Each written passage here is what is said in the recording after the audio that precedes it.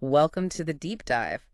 You know, for millions of people, families, Alzheimer's disease is just, well, it's devastating, isn't it? It truly is. It slowly, relentlessly steals memories, independence. It changes everything. And the search for treatments, it's felt so long, so frustrating sometimes. Absolutely. So many promising drugs have ended up hitting a wall, being labeled as, well, failures. Exactly, failures. But here's a thought, right? What if one of those drugs, one that got shelved, wasn't really a failure at all? What if we just needed like a completely new way to look at the results? That's really the core of our deep dive today. We're going to explore how artificial intelligence, AI, is giving one of these compounds a pretty remarkable second chance. And it could potentially rewrite how we even approach drug development. Totally. Yeah. So our mission today really is to unpack this fascinating study. It's from the University of Cambridge, just published in Nature Communications back in January 2025. And this research, it doesn't just, cast new light on an old trial. It kind of redefines it. We'll dig into how AI found this hidden benefit in the original data. A hidden benefit. Yeah, getting us significantly closer to what we call personalized medicine. Truly personalized. So which drug are we talking about here? Okay, so the specific case is a drug called lanabecestat. Lanabecestat. Right. That was a BACE inhibitor, wasn't it? There was a lot of buzz around those for a while. Huge amount of excitement, yeah. And investment. It was part of a big clinical trial, the Amaranth trial. Amaranth. I remember that. It was stopped early, wasn't it? That's right. It was halted back in 2018. The initial results just didn't show any clear benefit overall. A big disappointment at the time. Huge. But as we're going to see, the researchers involved, they still had this sort of hunch, this feeling that maybe something important got overlooked in the noise.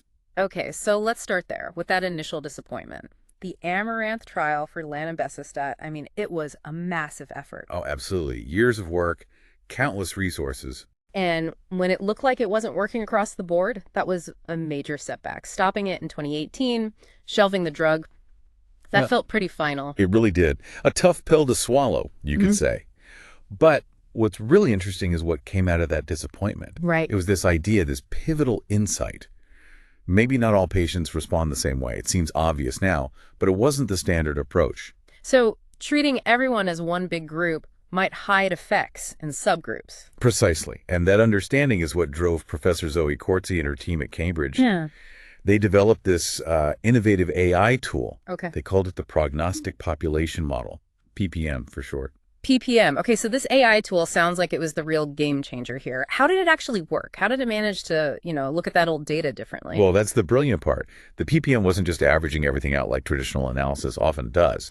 Instead, it meticulously analyzed all the existing data for each patient.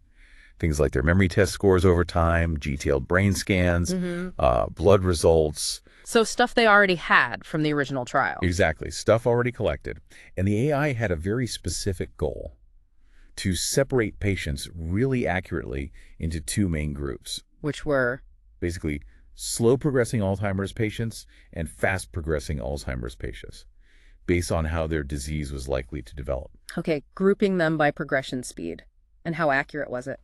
Get this, for the lanabecestat trial reanalysis, the PPM achieved 91.1% accuracy in sorting these patients. Wow, 91.1%. That's incredibly precise, just telling those two groups apart. It's pretty remarkable, isn't it? Being able to predict that trajectory over 9 times out of 10. So, okay, they have this super accurate model.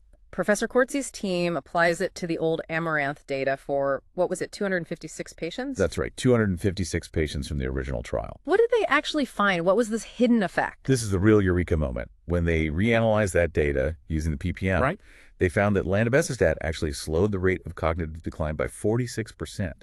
A huge amount. 46%. But wait, in which group? Crucial point. Only in the slow-progressing group. Only the slow progressors. That's right. And importantly, it had no meaningful effect, none at all really, on the fast-progressing group.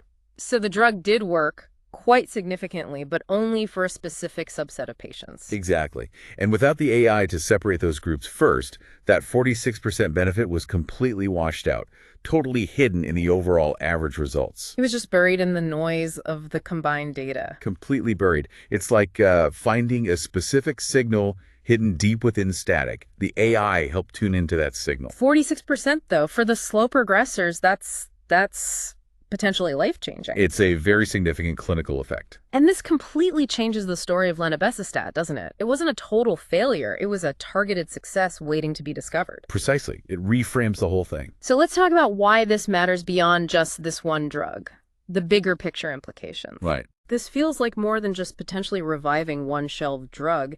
It seems to suggest a whole new way to run clinical trials, right? Absolutely. This is a milestone. It shows how AI can fundamentally improve the process. Think about it. We could potentially identify upfront which patients are most likely to benefit from a drug. Instead of the trial and error approach we often see. Exactly. This approach, using AI like the PPM, could save years, maybe even decades, of research time. It could prevent patients from being put into trials for drugs that simply won't work for their type of disease progression. Saving time, money, and importantly, patient hope and effort. And reducing exposure to potential side effects for no benefit. It helps us speed up getting effective therapies to the right people much faster. It's a huge step towards truly personalized medicine. So treatments match to the individual's disease, not just the disease label. That's the goal. Moving away from the one-size-fits-all approach that, frankly, leads to many of these so-called failures. Okay, so for you listening, the big takeaway here seems to be this. AI isn't just science fiction. It's becoming a powerful tool right now.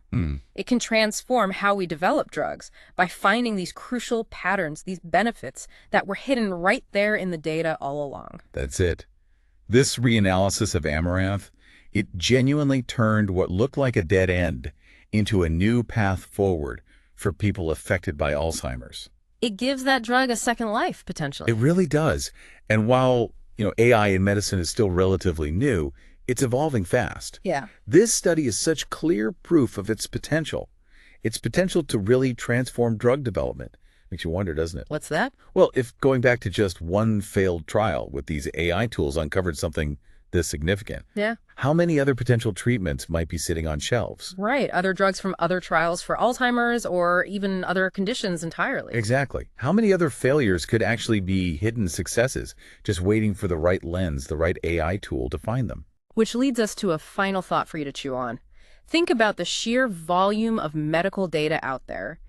Decades of clinical trial results sitting in archives. It's vast, unimaginably vast. If AI, like this PPM model, can pull such a profound insight from just one of those trials, what else is waiting in that data?